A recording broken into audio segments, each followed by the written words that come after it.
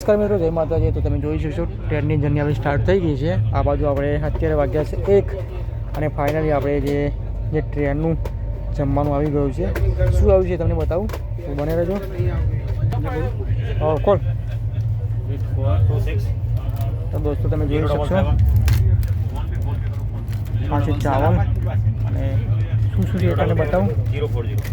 Phone पे करना था.